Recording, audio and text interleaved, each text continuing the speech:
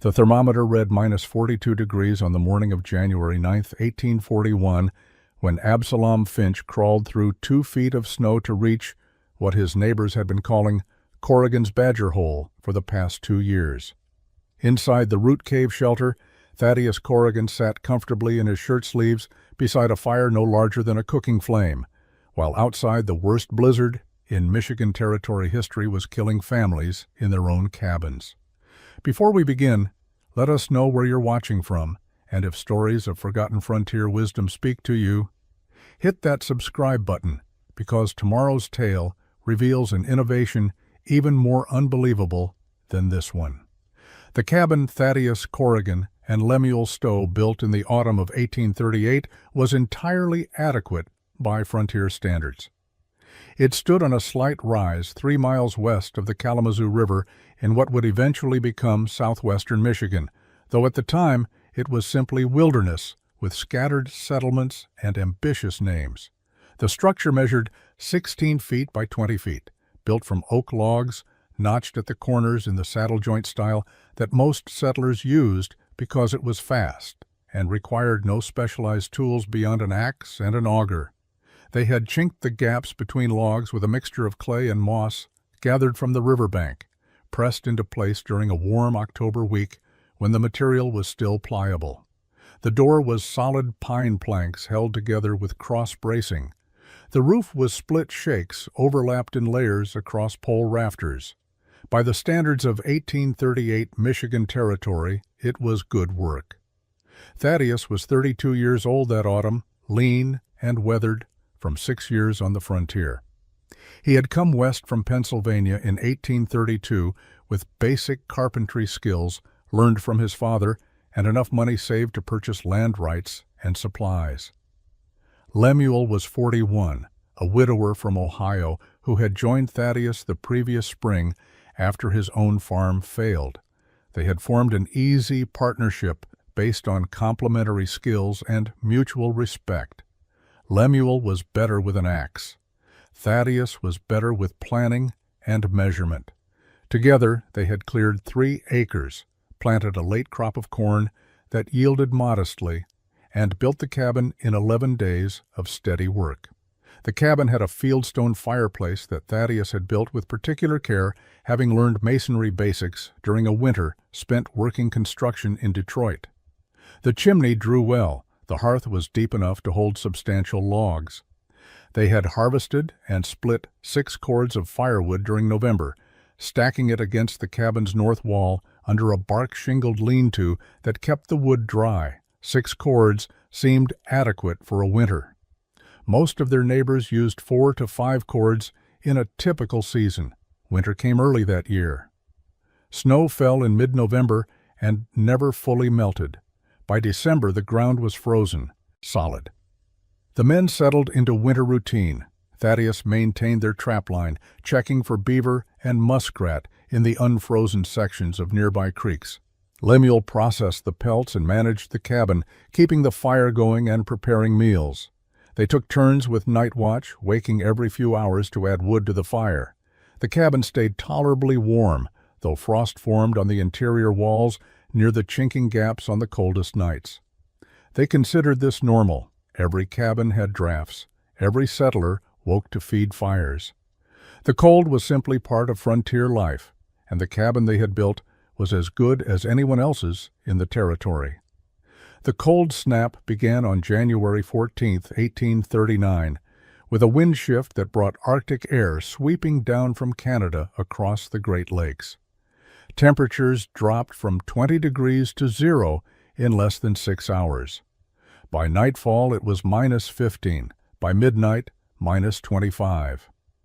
The wind howled through the forest, finding every gap in every structure, turning cabins into sieves that bled heat faster than fires could generate it.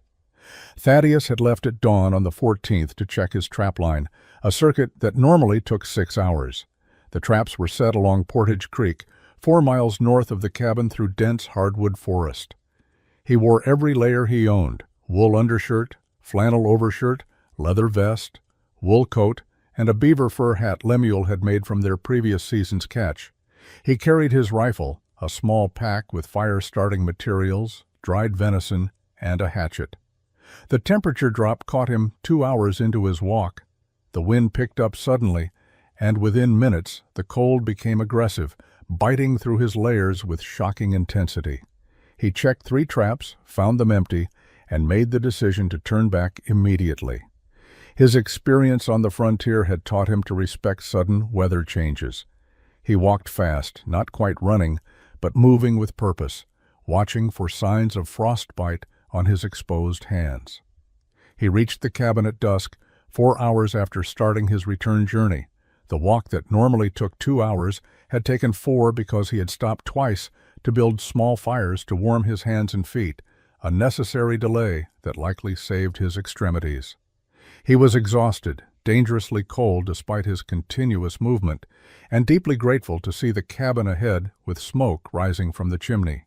He pushed open the door, expecting warmth, and found death instead. Lemuel was lying on his sleeping platform against the far wall, covered with both their blankets, motionless. The fire had gone out completely. The interior of the cabin was barely warmer than the outside air. Thaddeus dropped his pack and went to his partner, already knowing from the stillness what he would find. Lemuel was dead, frozen solid, his face peaceful, but his fingers curled and rigid. The fire pit held only cold ashes. Thaddeus rebuilt the fire with shaking hands, his mind unable to process what had happened. Lemuel was experienced. He knew how to maintain a fire, but as warmth slowly returned to the cabin and Thaddeus's thinking cleared, he began to understand. The extreme cold had overwhelmed their shelter. Even with a fire burning continuously, the cabin would have struggled to maintain survivable temperature. At some point, probably in the early morning hours, Lemuel had fallen asleep. The fire had burned down. In a well-insulated structure, the retained heat might have been enough. In their cabin, with its chinked gaps and single-layer log walls, the cold had flooded in within an hour. Thaddeus spent that night sitting beside the fire, feeding it constantly, keeping it larger than necessary, watching the flames and thinking about the gaps between the logs where frost glittered in the firelight. The temperature outside dropped to -32 degrees that night, the coldest reading anyone in the territory would record. Inside the cabin, even with the fire roaring, Thaddeus could see his breath. He buried Lemuel 3 days later when the cold finally broke enough to make digging possible. The ground was frozen 18 inches deep. It took him 6 hours to excavate a grave on a hillside overlooking the river. He marked it with stones and spoke no words. There was nothing to say that the cold had not already made clear. Spring arrived in late March 1839, melting the snow and revealing a landscape Thaddeus barely recognized. He had spent the remainder of winter alone in the cabin, maintaining fires with obsessive vigilance, sleeping in brief intervals, and filling a journal with observations about cold, heat loss, and structural failure. The cabin that had seemed adequate now felt like a trap he was fortunate to escape. He began traveling in April, visiting settlements within a 20-mile radius. At each stop he asked the same questions. How cold did your cabin get during the January freeze? How much firewood did you burn? Did anyone nearly freeze? The answers formed a pattern. Every traditional log cabin had struggled. Families had huddled together for shared warmth. Several children had suffered frostbite. One elderly woman in a settlement near Schoolcraft had died, her cabin's fire unable to overcome the cold penetrating through the chinked gaps. In May, Thaddeus visited an Ottawa village 15 miles north of his homestead. He had traded with these families before and was received politely. He asked about their winter shelters. An elder named Makwa walked him through their construction methods. Their winter lodges were partially underground, banked with earth on the sides, with multiple layers of bark and hide covering the framework. Makwa explained that earth stays warm beneath the frost line, that banking with soil stops wind, that small spaces hold heat better than large ones. Thaddeus spent 3 days at the village, studying their structures, understanding principles he had. Never considered, white settlers built UP, creating maximum interior space. The Ottawa built down and small, creating efficient spaces that required minimal heat. The difference was philosophical. One approach valued size and visibility. The other valued thermal efficiency and fuel conservation. He began studying animal dens with the same intensity. He found a bear hibernation cave in a hillside, noting how the earth around it remained unfrozen even in deep winter. He excavated an abandoned badger burrow, measuring its dimensions and observing how the tunnel design prevented wind penetration while maintaining air circulation. He watched foxes disappearing into ground dens and emerging hours later, their fur dry and body heat maintained without any fire at all. His neighbors thought he was losing his mind. Hiram Jessup, who owned land adjoining Thaddeus's claim, mentioned his concerns to others at the trading post. Orrin Blackwood, another nearby settler, suggested that Lemuel's death had broken something in Thaddeus's thinking. Deacon Reuben Whitlock from the Methodist congregation visited in June, expressing gentle concern about Thaddeus's mental state and suggesting that proper Christian grief did not involve digging up animal holes. Thaddeus accepted their concern politely and continued his research. He was not grieving improperly. He was solving a problem. Lemuel had died because their shelter failed. The solution was not better firewood management or thicker blankets. The solution was fundamentally rethinking what shelter meant on a frontier where winter cold could kill in hours. By late June, his journal contained 40 pages of observations, measurements, and calculations. He knew what he needed to find. Thaddeus found the tree on July 2, 1839, while scouting for a new homestead location. He had decided to abandon the cabin he had shared with Lemuel, unable to spend another winter in the structure that had failed to protect his partner. He was exploring a tract 2 miles southwest of his original claim, looking for high ground with access to water and sufficient cleared space for crops. The oak had fallen recently, probably during a severe thunderstorm the previous August. The trunk was massive, nearly 4 feet in diameter, and the root ball was extraordinary. When the tree toppled, it had ripped an enormous mass of roots and soil from the ground, creating a vertical wall of earth and wood that stood 8 feet high and stretched 15 feet across. The roots extended outward in a tangled network, thick as a man's leg near the trunk, tapering to finger width at their extremities. Thaddeus approached the root mass and immediately noticed the cavity beneath it. Where the roots had lifted from the earth, they had created a natural shelter, a space hollowed out by the tree's own weight and structure.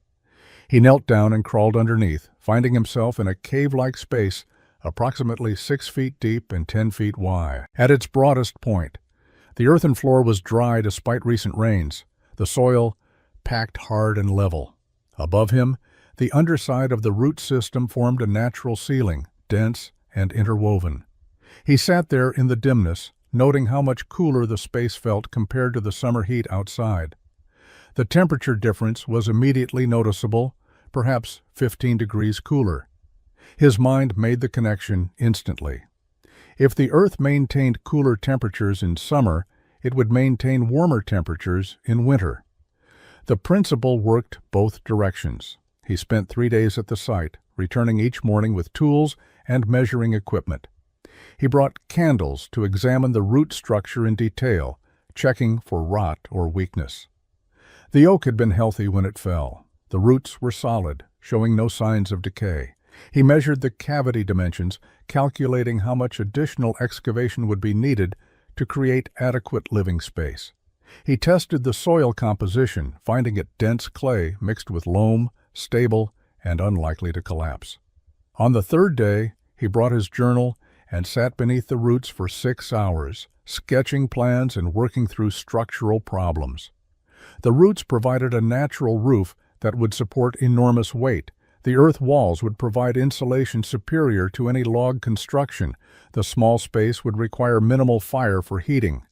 Every principle he had learned over the past months pointed to the same conclusion. This fallen tree offered everything a frontier shelter needed, already created by nature, requiring only intelligent adaptation. He claimed the land tract that week, filing paperwork at the territorial office in Kalamazoo. By mid-July, he had moved his tools and supplies to the site. Construction began on July 20th. His neighbors heard about his plan within days. The mockery started immediately. The excavation required 9 weeks of continuous labor. Thaddeus began by carefully removing soil from beneath and around the root ball, working with a shovel and pickaxe to expand the natural cavity into a proper living space. Every shovelful was deliberate. The root mass weighed several tons, and disturbing the wrong structural elements could cause collapse. He studied the root pattern for 3 days before removing any earth, identifying which roots bore weight and which were merely anchoring tendrils. He dug inward and downward, creating a space 12 feet wide, 10 feet deep, and 7 feet high at the center.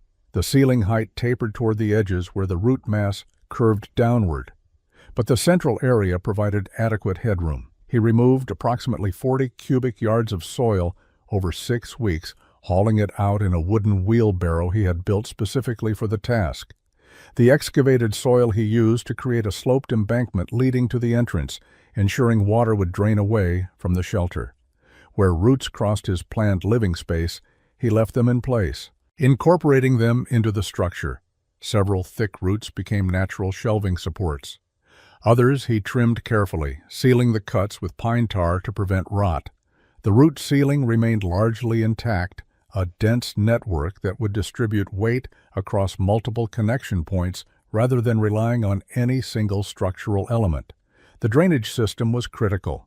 Thaddeus dug a perimeter trench inside the shelter, 6 inches deep and 4 inches wide, sloping toward the entrance. He filled this trench with river stones graded by size, largest at the bottom, creating a French drain that would channel any water seepage toward the exit. Over this, he laid a bed of gravel across the entire floor, tamping it firm and level. The entrance required 2 weeks of work. He harvested young elm saplings, each approximately 3 inches in diameter, and steamed them over fire until they became pliable. He bent them into arched shapes and planted them in the earth on either side of the entrance, creating a curved framework. He wove thinner branches between these arches horizontally, forming a lattice that he reinforced with rawhide bindings. The result was a sturdy arched entrance 4 feet high and 3 feet wide, large enough to crawl through but small enough to minimize heat loss. Hiram Jessup visited in late August with Orrin Blackwood. They stood watching Thaddeus work, shaking their heads. Hiram said it looked like a grave being dug from the inside. Orrin said, "No Christian man should live like a beast in a burrow." They told him he was wasting prime building season, that he could have constructed a proper cabin in the time he had spent digging. Thaddeus thanked them for their concern and continued working. By September 1st, the excavation was complete. He began installing the floor covering, unrolling heavy canvas he had purchased in Kalamazoo for $12, an expense his neighbors considered wasteful luxury for a hole in the ground. The canvas floor covering was the most expensive single element of the entire shelter, costing more than Thaddeus had spent on tools, nails, and all other materials combined. He had purchased 20 yards of heavy-grade canvas, the type used for wagon covers and military tents, treated with linseed oil for water resistance. His neighbors considered it absurd to put such material on the floor of an underground shelter. Thaddeus understood what they did not. The canvas created a critical barrier between his body and the earth, trapping an insulating air layer while preventing ground moisture from reaching his living space. He laid the canvas in overlapping sections, tacking the edges to wooden stakes driven into the earthen walls. Where sections joined, he created 18-inch overlaps sealed with additional linseed oil. The result was a continuous floor surface that was flexible enough to conform to minor ground irregularities, but tough enough to withstand years of foot traffic. He tested it by pouring water on the surface. The water beaded and ran toward the drainage channels without penetrating. The fireplace construction took 12 days. He gathered flat stones from the river, selecting pieces that fit together with minimal gaps. He built the firebox in the shelter's northwest corner, creating a chamber 18 inches deep, 24 inches wide, and 20 inches high. Small dimensions were intentional. A compact firebox required less fuel and generated heat more efficiently than large, open fires. He built the chimney from stones mortared with clay, angling it upward through the root mass at a carefully calculated pitch that would create proper draft without allowing rain to enter freely. The ventilation system was his most innovative element. He had observed how Ottawa lodges maintained fresh air without losing heat, using multiple small openings rather than single large vents. He installed 3 hollow logs, each 6 inches in diameter, angled upward through different sections of the root mass. These pipes extended to the surface, creating passive air circulation. Warm air rose through the chimney, drawing fresh air through the ventilation logs. The system was self-regulating, requiring no mechanical operation. Interior organization consumed the final 2 weeks of September. He carved shelves directly into the earthen walls, creating niches for supplies, tools, and personal items. He built a sleeping platform from split logs, raised 18 inches above the floor and positioned along the eastern wall where the root ceiling was highest. Beneath the platform, he created storage space for his remaining supplies from the previous cabin. Deacon Reuben Whitlock visited on September 28th, bringing another attempt at intervention. He stood at the entrance, refusing to crawl inside, and spoke about human dignity and proper Christian living. He suggested that Thaddeus's choice to live underground reflected spiritual darkness that required prayer and community support. Thaddeus listened politely and explained the thermal properties of earth insulation. The deacon left confused and concerned. By October 1st, 1839, Thaddeus moved into the root cave permanently. He brought his remaining possessions, arranged his living space, and lit the first fire in his stone fireplace. The shelter was complete. The mockery intensified immediately. The first snow fell on November 8, 1839, 3 weeks earlier than the previous year. Thaddeus watched it accumulate on the root mass above his shelter, each inch adding insulation value he had calculated but never tested. Within 2 days, 8 inches covered the entire structure. The temperature inside his shelter remained steady at 52 degrees with no fire burning. He lit a small fire that evening, more for cooking than warmth, and watched the interior temperature rise to 65 degrees within an hour. The fire consumed 3 small logs over 4 hours before burning to coals. December brought sustained cold. Temperatures outside dropped to 0 and stayed there for a week. Thaddeus maintained a fire each evening for 2 hours, letting it burn out overnight. He woke each morning to interior temperatures around 50 degrees, cool enough to see his breath, but nowhere near dangerous. He dressed, relit the fire for breakfast, and began his day. His firewood consumption was astonishing in its efficiency. Where his previous cabin had required half a cord per week during cold snaps, the root cave required 1/10 that amount. The physics worked exactly as he had calculated. Earth below the frost line maintained constant temperature regardless of surface conditions. His shelter, buried partially underground and insulated by root mass and snow, tapped into that stability. The small interior volume meant minimal air to heat. The canvas floor prevented ground cold from penetrating upward. The compact fireplace generated heat efficiently, and the earthen walls absorbed and radiated that heat slowly, maintaining warmth long after the fire died.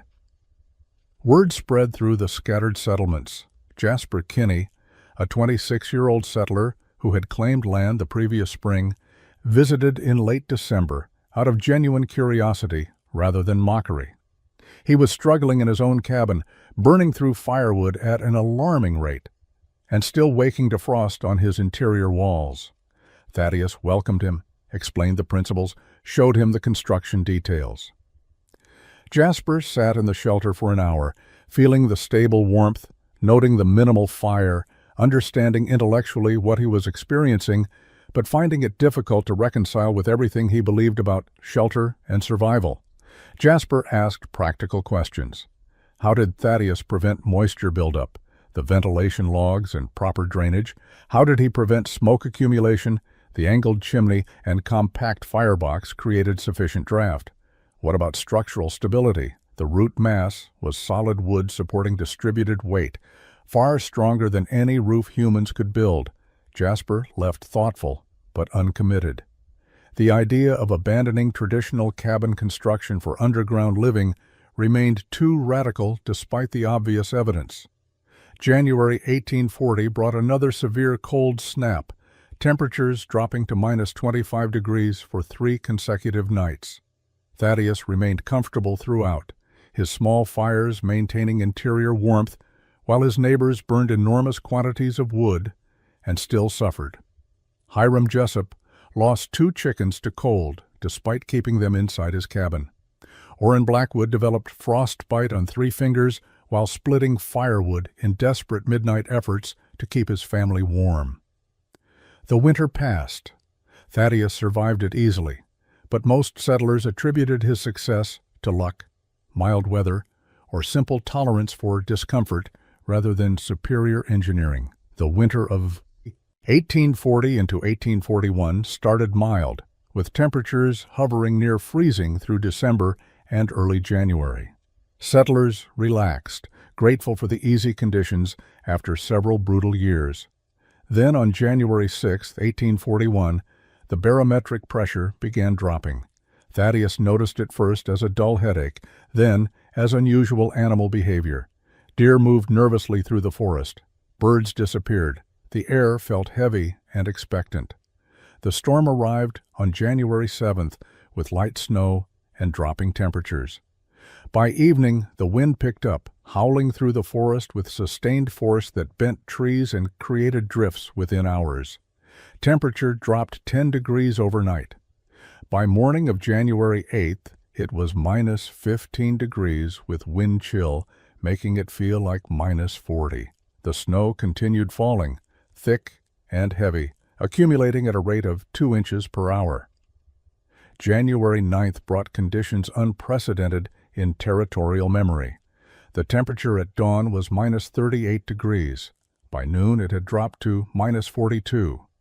The wind never stopped, creating whiteout conditions where visibility disappeared beyond 10 feet.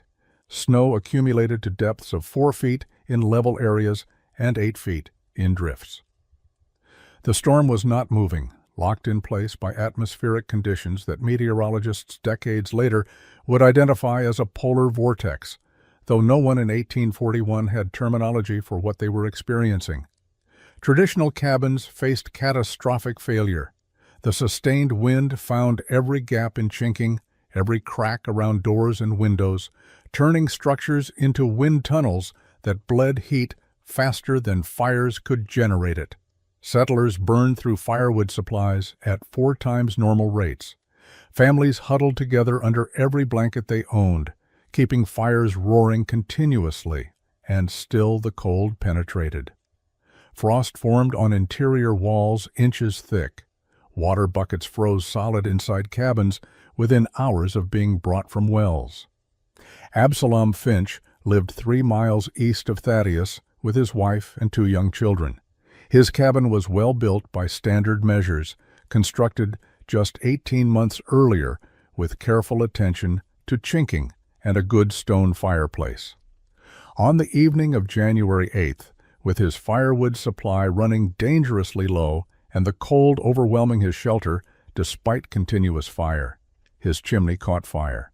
The creosote buildup from days of maximum burning ignited, sending flames shooting from the chimney top. Absalom made the terrible choice to let it burn out rather than risk the fire spreading to his roof. But the intense heat cracked his chimney stones. By morning of January 9th, his chimney was unusable, smoke filling his cabin whenever he tried to light a fire. He took his family to his nearest neighbor, Hiram Jessup, a mile away through chest-deep snow. Jessup's cabin now held 9 people in 16 by 20 feet of space. They kept the fire, enormous burning furniture when firewood ran low. The cabin stayed barely survivable, temperatures inside struggling to reach 40 degrees despite their desperate efforts. By January 10th, the fourth day of the storm, multiple families faced similar crises. Firewood supplies depleted, structures failing, cold penetrating despite maximum efforts. People were dying, not from exposure outside, but from cold inside their own shelters. Absalom Finch left Hiram Jessup's overcrowded cabin on the morning of January 10th, desperate and half-frozen. 9 people in one small space had created warmth through shared body heat, but Jessup's firewood was nearly gone, and the cold was winning. Absalom remembered hearing about Corrigan's underground shelter 2 miles southwest. He had never visited it, had in fact joined others in mocking the idea, but now he had no alternatives. His family would die if he did not find help. He traveled through snow that reached his chest in places, following a creek he knew led toward Corrigan's location. The journey took 3 hours and nearly killed him. He arrived at the site disoriented, seeing only snow-covered forest, until he noticed the entrance, a small dark opening in what appeared to be a snowdrift over a massive root structure. He crawled through, expecting cold refuge, and found warmth instead. Thaddeus sat beside a fire the size of a cooking flame, wearing a single wool shirt, comfortable.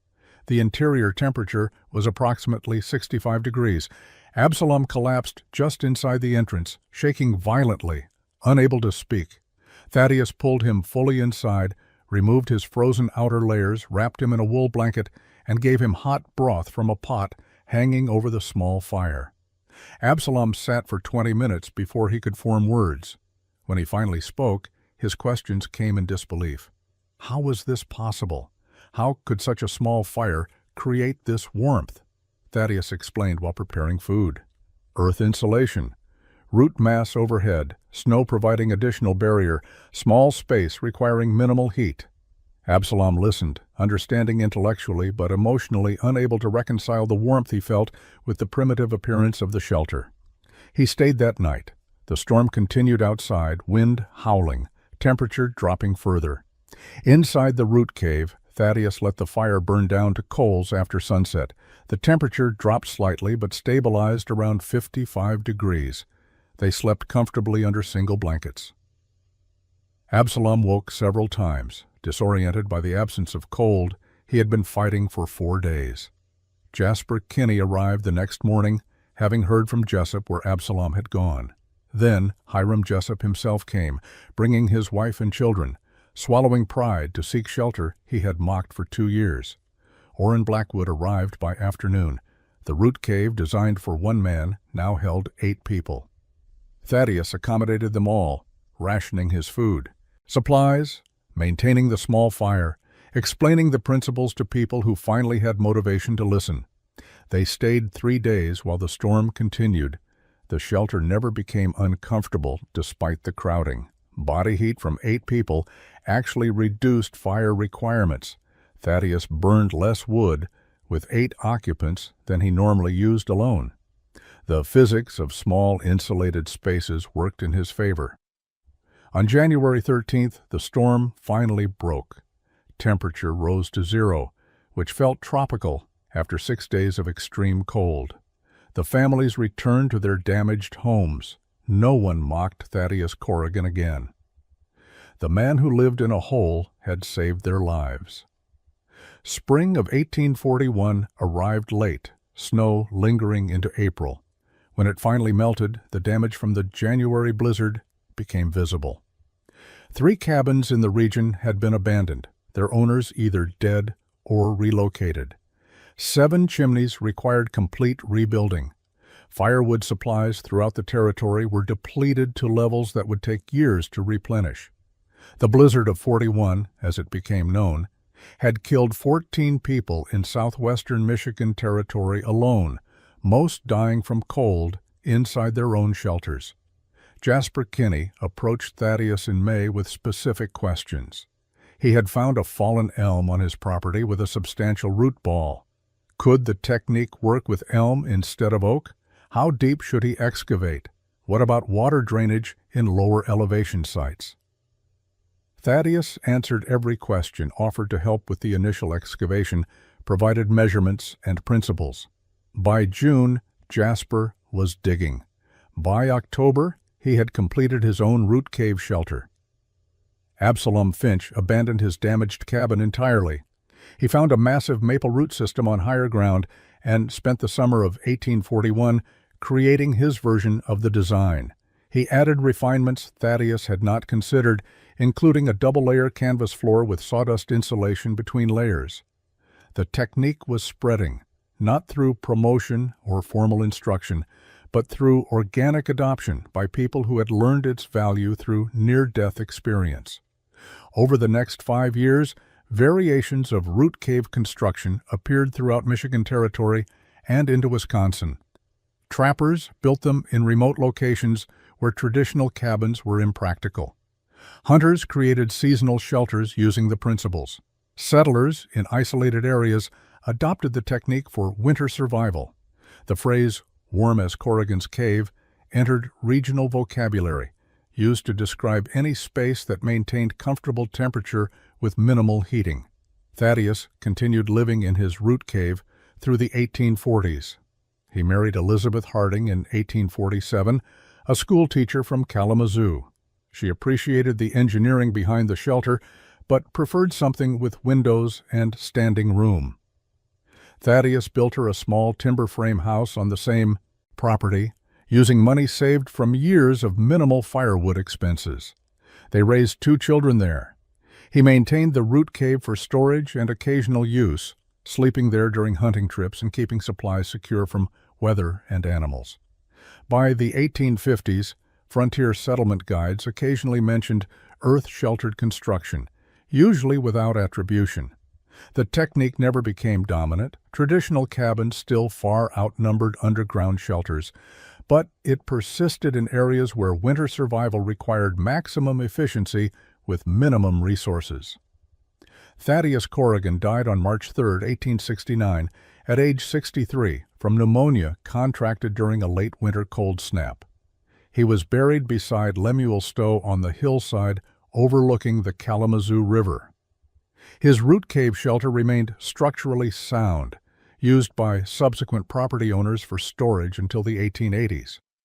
When it was finally abandoned, the root system continued holding the earth in place, a testament to engineering that worked with nature rather than against it.